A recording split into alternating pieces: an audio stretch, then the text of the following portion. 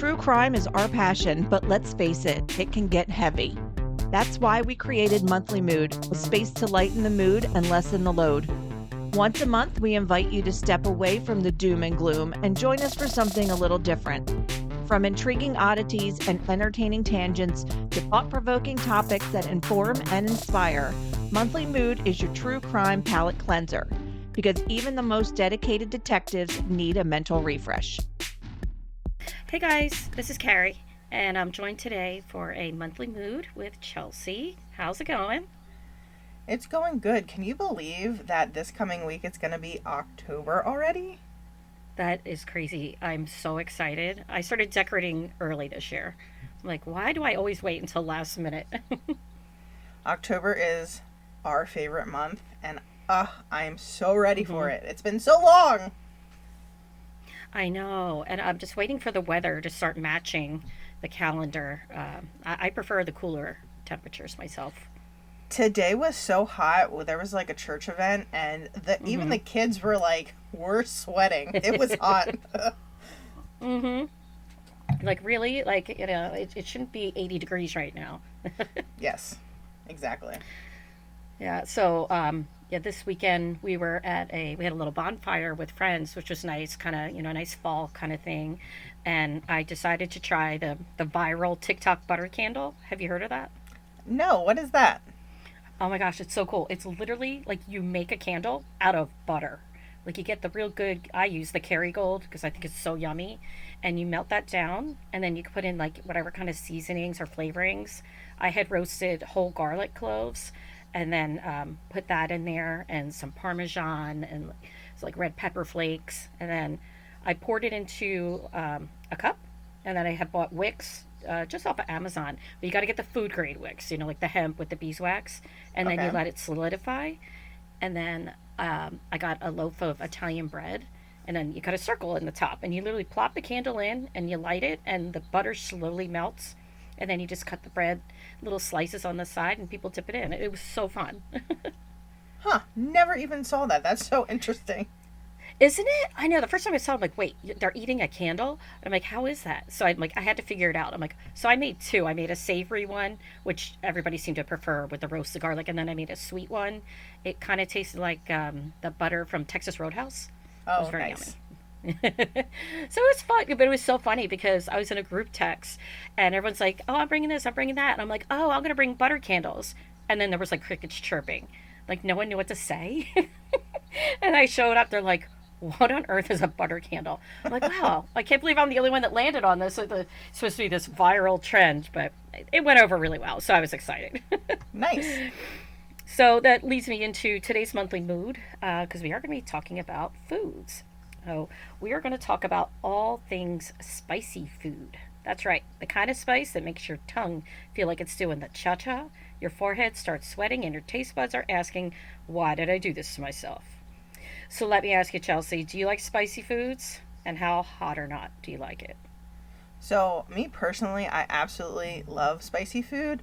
And if you were to ask my family, they think that my heat tolerance is like through the roof, but realistically, it's not. They just do not like spicy food. Right. I do grow hot peppers and I love the heat, but I definitely know people that can go way hotter than me. And I just don't know how their taste buds don't hate them. Yeah, it's crazy what people can consume. Yeah, I mean, I like spicy foods too. I don't go too wild. I enjoy like buffalo chicken, like as in like a dip or a cheesesteak. I also like some of like the Thai and Asian cuisine, and they tend to be a little more spicy. So when we order Chinese food, I feel like even if the dish says it's hot or has that little tiny pepper emoji next to it, to me it's never spicy enough. So I always ask for extra spicy. And my favorites are orange chicken, and I never say this right, so don't come at me. General Tao, Toes? I don't know. But how about you? Well, honestly, I can never ever speak English apparently, so I'm not the one to ask on that one. But when it does come to like spicy food, I like a simmer to my food. I Yeah. probably sit at like a spicy range, or if you're looking at the Scoville scale of like medium to hot, or like that 25,000 to 30,000 range. And as I said, I grow hot peppers and I often cook with them, though I will say I have learned my lesson the very hard way. I have two stories that I can laugh about now, but was not funny in the moment. So true. Honestly, you should be wearing gloves if you're processing hot peppers, because I didn't know that the oils stay on your little fingers, and then I rubbed my eyes and it was, yeah, excruciating. I bet. Holy cow. And then I thought I had learned my lesson, so I was dehydrating peppers and I did it outside. But my mistake was I brought them inside to like grind them in a coffee grinder to make like a rub. Right. And I wasn't wearing a mask and I inhaled the dust. Yep. And I never even thought of that. That's crazy. neither did I. Trust me, neither did I. And let me just say, it was not my best moment as a cook or a homesteader. I was very embarrassed in myself and I was in a lot of pain. How do you even correct that? Like, I don't know how you'd make you just splash water in your face or something. The effects lasted forever. My throat was burning. It was awful. Oh my gosh. Wow. That's like serious. That's crazy. I'm glad that you mentioned the Scoville heat units, because I am going to get into that later on. So you may ask, why do people love spicy food, and why do some people seem to tolerate like it's no big deal, but others practically burst into flames, which is a little bit of a heat. So we're going to explore it all, from the science behind spice to the world's hottest peppers, and we might even touch on some of those crazy spicy food challenges that you've seen like on YouTube or TikTok. So buckle up, things are about to get hot. All right, so starting with the basics. Why do people actually like spicy food? And no, it's not because they're secretly enjoying torturing themselves. It turns out it's actually a little more complicated and a lot more interesting than that. And this is where it gets a little sciencey, and I love this. Spicy foods contain a bioactive compound called capsaicin, which I'm sure you probably have heard of that. That's the culprit behind that intense burning sensation that we all know and love, or hate. When you eat something spicy, capsaicin activates receptors in your mouth called TRPV1 receptors, which is responsible for detecting heat and pain. So it's almost like your brain gets tricked into thinking you're being hurt, but in reality, there's no actual damage. So the crazy part, your brain reacts to this, quote, pain by releasing endorphins. You know, those little feel-good chemicals that also get released when you exercise or laugh or experience love. Basically, when you eat something spicy, your brain's like, hey, this hurts, but let's reward this brave soul with some feel-good chemicals. It's like your body's version of running a marathon. You're in pain, but you feel kind of awesome afterwards. So I do also want to say they use capsaicin in medicine. Yeah, you're right. Typically, it comes in forms of like gels, creams, and patches, and it can really be used for a number of things. And I'm sure all our listeners know that I played rugby, and last year I hurt my knee, something awful. And I was reading online, I was like desperate to get any type of relief until our season was over, and I read that the ointment of capsaicin, well, I said it wrong. Capsaicin. Yeah, you got it. Yep. Helps with muscle and joint pain. And I was desperate. I got it. And let me tell you, the first 2 hours, it really helped. But holy moly, my knee reached such a high temp and I was so uncomfortable for hours after. Oh my gosh. And I can't tell you how many showers I tried to take and other methods I used to try to get the cream off. I remember Landon had a concert that night and it was like 2.5 hours and I was wearing jeans because it was cold out and but my knee was just it was so hot. And in its defense, I hurt more from the burn than the knee pain, so I guess like technically it worked, but like it doesn't give you clear instructions on how to stop the burn at all. If you look at the stuff, It was miserable. Oh, that's crazy. Yeah, I was just learning about more with essential oils and things, kind of along the same lines. And if you actually get a shower after that, it opens up your pores, and it takes more of it in. So in a way, it kind of went against you to take a shower. It was awful. Terrible. I'm not sure what it would have helped you, but yeah, it made you forget about your knee pain and just think about that intense burning, right? Oh yeah. Yep. So in addition to, these endorphins, that's why people like spicy food. It's kind of like they're chasing a rush. It's like a weird food-based thrill-seeking adventure, and for some people, they even get addicted to it.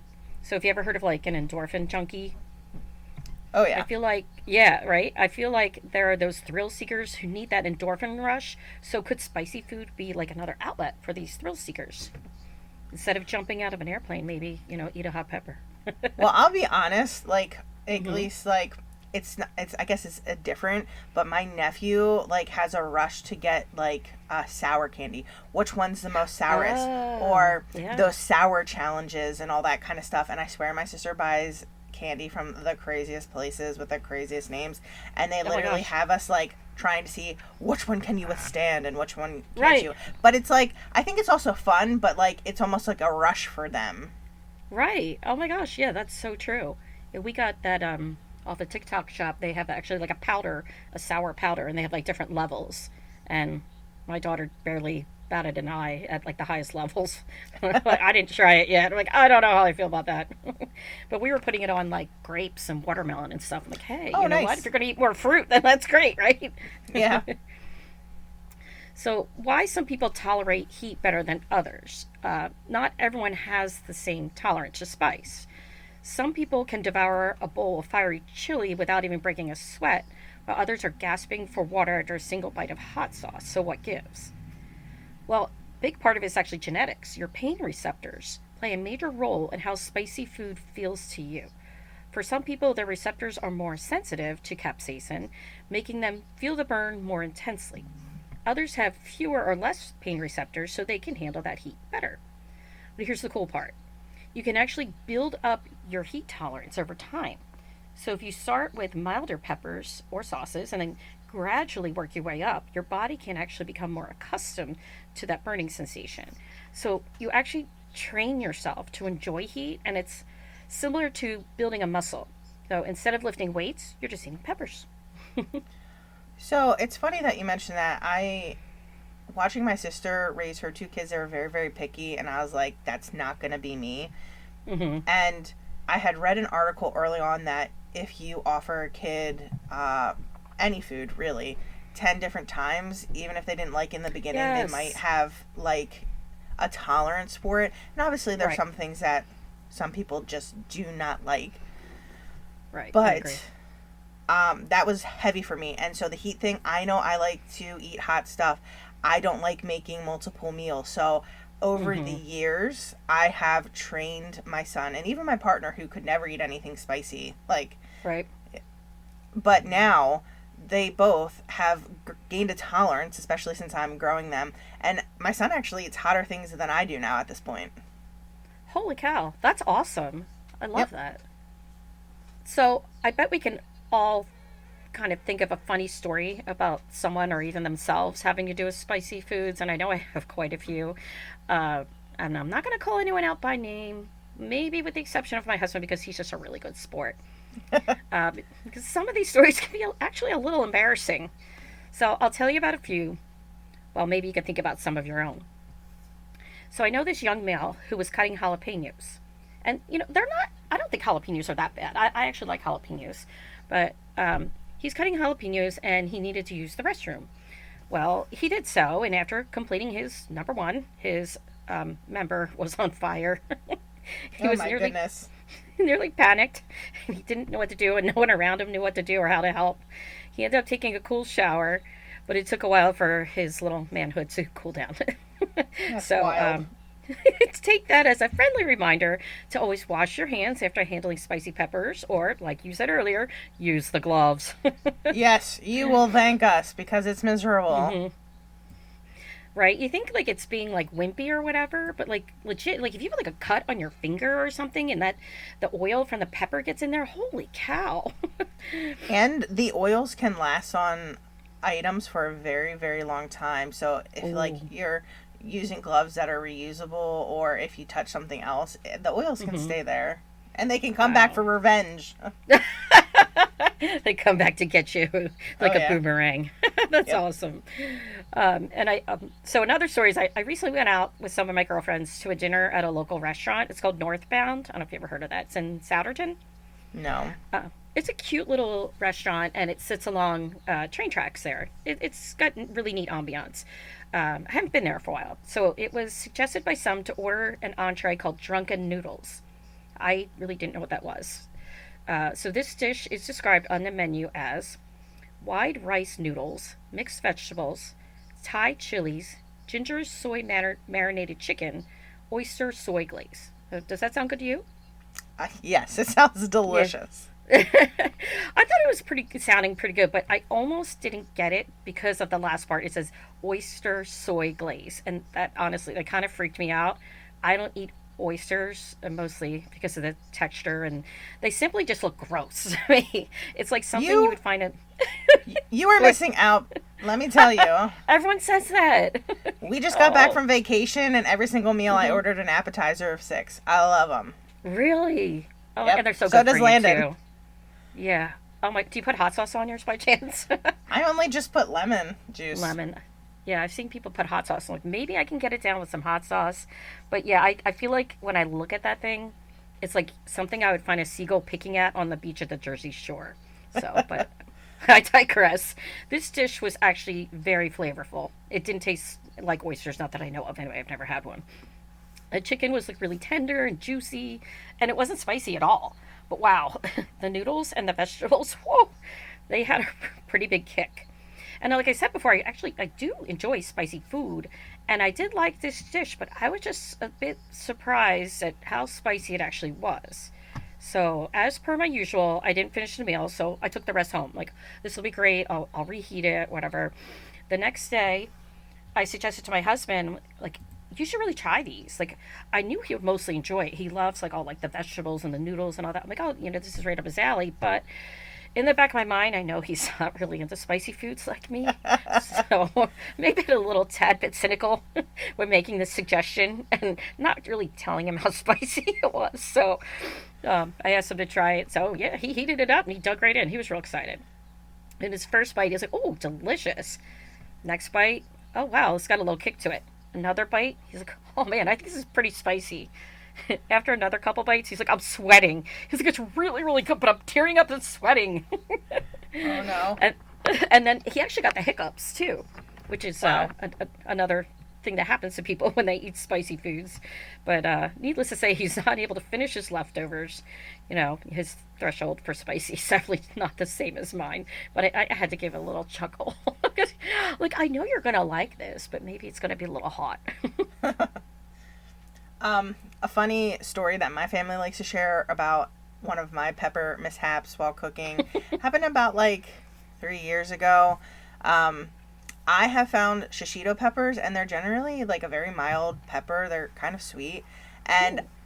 I love them. I got them at the grocery store just to try them, and I started growing them myself, and Ooh. we make a chicken dish with them, which is superb.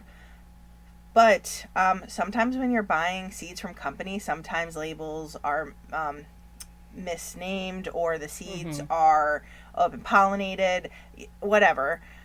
But Okay. I grew a boatload of shishito peppers, and I went about my usual recipe. And I mean, I used an entire pack of family chicken so we could have leftovers. I was like all excited. Mm-hmm. And oh my God, I damn near killed us. It was so spicy. I couldn't even like eat it. I was Oh, like, oh my God, I hate wasting food. And I was yeah. just dying trying to get this stuff down. And my best friend's husband is like really into spicy food. Like, he Mm-hmm. always has been. And I gave it to them, and he ate it, but he did say that it was pretty fiery. I mean, he even Mm-hmm. struggled. Oh, wow. I wonder Yep. what kind of pepper you ended up with. That's crazy. What did they give you, the, like, ghost pepper? No, so honestly, it grew. It looked just like a shishito pepper, but sometimes Oh, okay. when they cross pollinate, they pick up Gotcha. characteristics of the peppers that they're surrounded by. So I've learned my lesson. Oh yes. That's really a good point. I never really even thought about that when getting the seeds. Yeah, you got to be really careful and get them from, somewhere reputable. And that's why there are crazy Facebook groups like Pepper Addicts or all this kind of stuff where people are like cross pollinating and Mm-hmm. trying to create even hotter peppers or different Oh, characteristics. It's very, very interesting to see how they breed pepper varieties. Because sure. you can get some wonderful, wonderful peppers, and they can have like hints of fruit or hints Ooh, of whatever, because yeah. they're breeding them. Yeah, that's really interesting. It's like a food science, which is actually my 13-year-old. She wants to get into food science, and I think that would be really cool thing to be able to study and work on every day. Yeah. So let's talk about the Scoville scale, like you mentioned earlier. How hot is too hot? And how do we measure how hot these peppers really are? So we enter the Scoville heat scale, SHU. This handy scale measures the heat of peppers in Scoville heat units based on how much capsaicin is in the pepper. The higher the number, the hotter the pepper. So let's break down some famous peppers and their SHU ratings. So jalapeno. We like the jalapenos. They're good. I like them on my nachos. I don't like too many seeds though. How about you? No, the seeds are the spiciest part. Right? Yeah, they just have Yep. no point to me. I'm like, I don't really need those. But so around 3,500 SHU. So it's a nice starting point for those who just are kind of getting into spice or peppers. Serrano. This is a good one. If you're not familiar, I would describe this as like a sweet heat kind of pepper from about 5,000 to 1,500 SHU. A bit hotter than a jalapeno, but it's still very manageable. Up next is the habanero, 100,000 to 350,000 SHU. This is where we're getting a little serious. It's definitely a jump in heat from the serrano, so you gotta be careful with the habanero. The ghost pepper. Ugh, I can't pronounce the actual name of it. I don't know if you want to try that one, Chelsea. I know you're good at words. Absolutely not. No. It looks like BHUT, Butte, Chalokia. I Something like that, probably yeah. totally butchered that. Uh, oh, that's a lot of zeros. I think that's a million. Yes, SHU. it is. This is, hey, you're not good with words. I'm not good with numbers. I'm great with numbers. Awesome. This one has earned its reputation of being wickedly hot, and trust me, not for the faint of heart. But then we get to the Carolina Reaper. Supposedly, this is the hottest pepper in the world, but maybe it's not anymore. Around 1.6 million SHU on average. Some lucky peppers have even reached up to 2.2 million SHU. This one is insane. It's only for the bravest of the braves. Would you try one? No, I absolutely will not try one. Not at all. Yeah, I wouldn't try one, at least not intentionally. But Yes, that's the this, key word. right? If it's got mixed in with something like, oh, peppers, we're good. But this totally reminds me of the time my son had my husband, daughter, and I play Bean Boozled. If you ever heard of Bean Boozled? No. Oh my gosh. Well, there's different editions, and he asked us to play the Fiery 5 edition. So, since you're not familiar with the game, let me tell you, it contains Jelly Belly jelly beans and a spinner. That's basically it. So, you spin the wheel, and whatever flavor or whatever color basically you land on, yeah, it should be color. Whatever color you land on is the flavor you have to try. So, the catch is that each bean has a quote good version and a bad version, and players won't know which one they're getting until they try it. So, I pulled some examples just to tell you kind of what we're working with here. So Bean Boozled, I just pulled third edition flavors from 2013. This is not the one I did play this one, unfortunately. We'll get back to the Fiery 5 edition. So if say you land on like, we will say like a pink jelly bean, well, you pick up one of the pink jelly beans and it's either going to taste like Tutti Frutti or Stinky Socks. Like, That's great. disgusting. Yeah. The next one, lime or lawn clippings, coconut or baby wipes, juicy pear or booger, chocolate pudding or canned dog food. And like Ugh. legit, all the beans look the same. So like when I picked up the brown one, I didn't know if I was getting a flavor that was going to be chocolate or like dog food. Um, it's nasty. There's one caramel corn or moldy cheese, buttered popcorn or rotten egg, licorice or skunk spray, and berry blue or toothpaste, and my most hated one, peach or vomit, because I hate peach. I think peach does taste like vomit. Ugh. I just don't like peach, but so you get the gist of it. It's like, you spin, you get the color, you get a jelly bean, and sometimes it's like fun to play, like, ooh, that was delicious, when it's actually nasty. But it's gross. But in the Bean Boozled Fiery 5 edition, they feature 5 different spicy flavors that range from mild to super hot.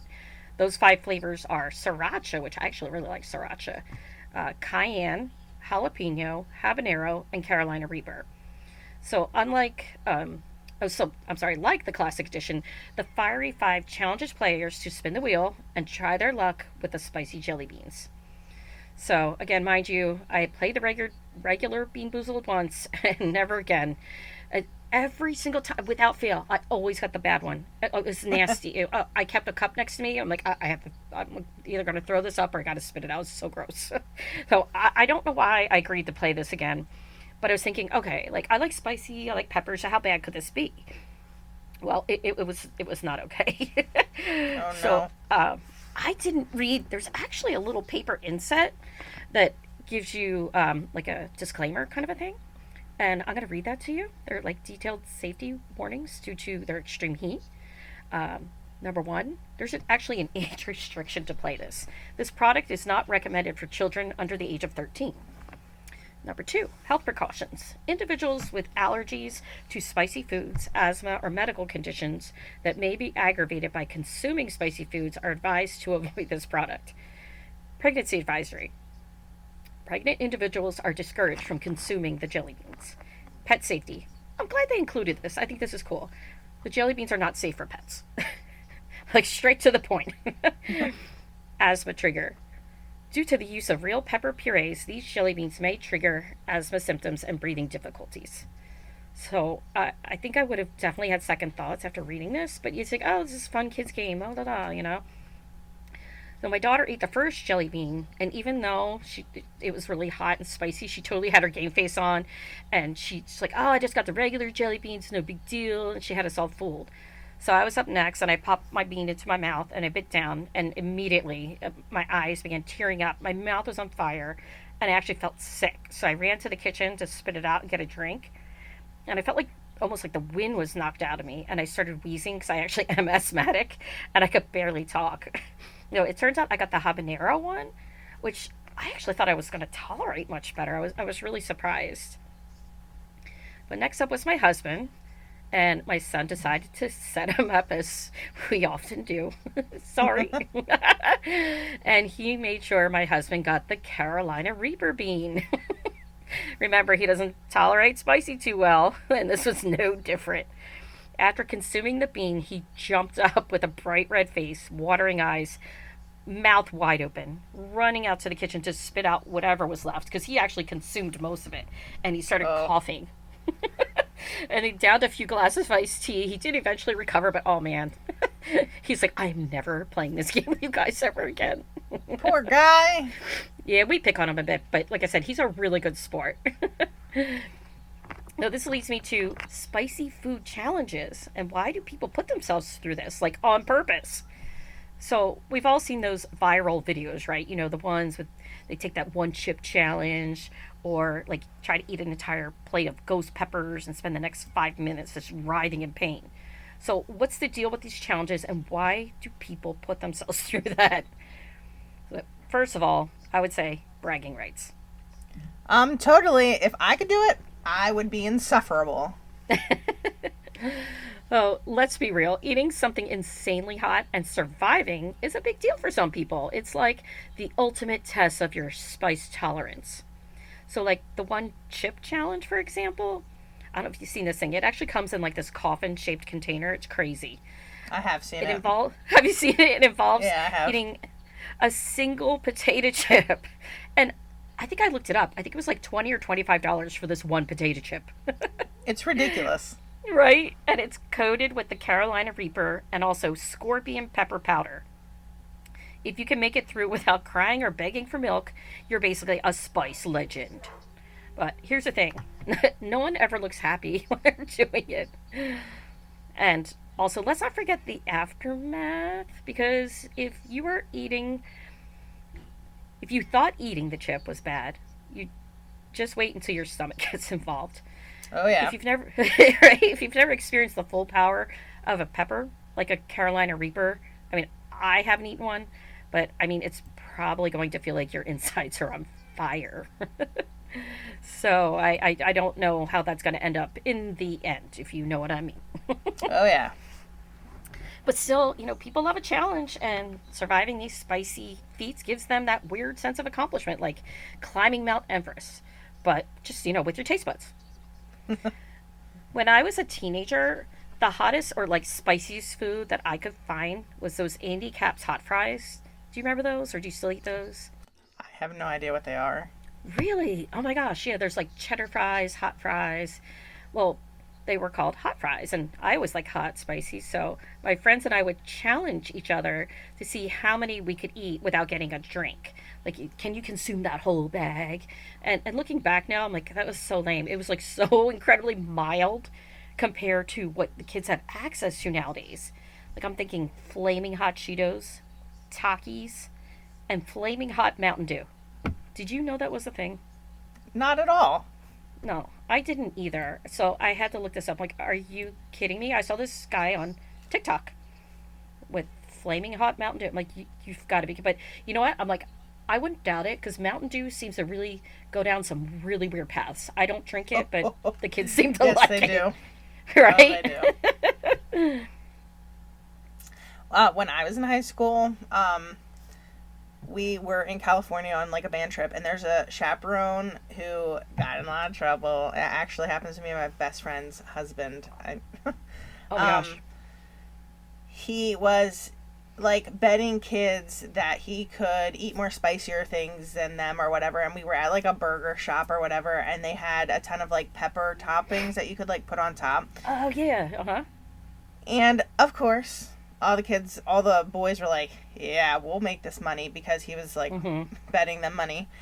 Oh Let my me gosh. tell you, these boys, oh my God. Mhm. I mean, they got it down, but man, they were having major stomach issues. We had a performance. We were doing like the Hollywood parade or whatever, marching in it. Oh It my was gosh. just bad timing. And of course, they got a stern talking to, but I really think that they had learned their lesson, because it was so spicy. Oh man, that stinks.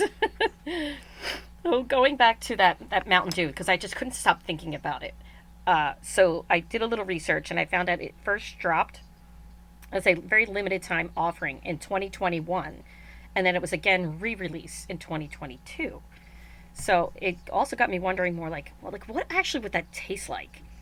So I found on the Chef's Resource website, it describes flaming hot Mountain Dew as a curious concoction, a clash of sweet citrus and synthetic heat that results in a flavor profile best described as sweet, slightly artificial lime colliding with a lingering, almost numbing capsaicin burn. It's a surprisingly palatable paradox that dances between nostalgic, sugary refreshment and a perplexing, mild, spicy kick. Chelsea, you gonna try this? Nope, not at all. That sounds disgusting. It's not so disgusting. It does. Oh my gosh. According to the label, Mountain Dew Flaming Hot is dew with a blast of heat and citrus. The label includes the always reassuring disclaimer, contains 0% juice. So Oh, that gosh. citrus flavor isn't coming from freshly squeezed limes or anything like that. The ingredients are all basically what you would expect from any soda: carbonated water, high fructose corn syrup, citric acid, caffeine, and preservatives. There's also plenty of yellow 6 and red 40 to give the drink its striking orange-red color. But there was one component that I didn't recognize. It was called ester of rosin, and it's actually an emulsifier that Mountain Dew recently started including in its drinks, and it was to replace bromated vegetable oil, which I'm thinking you would probably have heard of that and know that it's not good. Yeah. It's an ingredient that led Mountain Dew to being banned in many countries. So I'm telling you, here's my public service announcement: don't do the Dew. But speaking of other countries, let's talk about spicy food across different countries and cultures. And spicy food isn't just a gimmick. In fact, it's a staple in many other cultures around the world. So, for example, in India, they're known for like rich, spicy curries and chutneys and street food. Here's that pepper again that I can't pronounce. Peppers like the boot jaloka, which is the ghost pepper, are used on a lot of regional dishes. And the heat is not just for flavor, it also helps preserve food in hot climates, which I found that super interesting. Thailand. Thai food is most famous for its perfect balance of heat, sour, sweet, and salty. There's something called bird's eye chilies, and they're a staple in many dishes like tom yum soup and green curry. In Mexico, here spicy foods are part of the cultural identity, from salsas to tacos to mole sauces. Chili peppers like chipotle, which I know everyone knows, and Anaheim are essential in creating those signature spicy flavors. In Szechuan, and I think I'm saying that right, Szechuan, China, the Yep. Szechuan peppercorn doesn't exactly burn, but it creates a numbing sensation in the mouth that adds an entirely different layer of heat. This unique spice is paired with chili peppers to create that famous numbing spicy flavor. So, final thoughts. Should everyone try spicy food? Well, it really comes down to your personal preference. If you love the heat, go for it. Spice can add so much flavor and excitement to your food. But if you are one of those people who cringes at the thought of even like a mild salsa, then there's no need to force it. Just enjoy the food that you love, whether that's just adding a little bit of heat or just keeping it cool.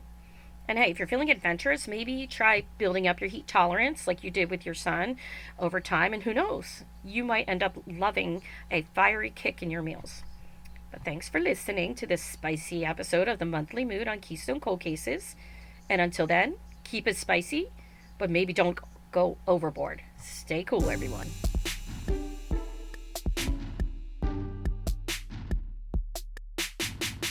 That's all we have for this episode of KCC's Monthly Mood. Thank you so much for listening, and please consider leaving us a review wherever you get your podcasts. If you want to find out more about the podcast, the hosts, and the cases we cover, or if you want to suggest a case, please visit us at kccpod.com or send us an email at keystonecoldcases@gmail.com. You can also follow us on Facebook at Keystone Cold Cases and on Instagram and TikTok at KCCPod. Follow us on YouTube at Keystone Cold Cases. Please remember never to reach out to family or friends of the victims, only to law enforcement if you have any tips. This episode was researched and hosted by me, Carrie. Find all of our sources, social info, and contact information at kccpod.com. Theme music by Jamie Briggs and production assistance from Shannon Bickle. Join us again next week for another case to sleuth out.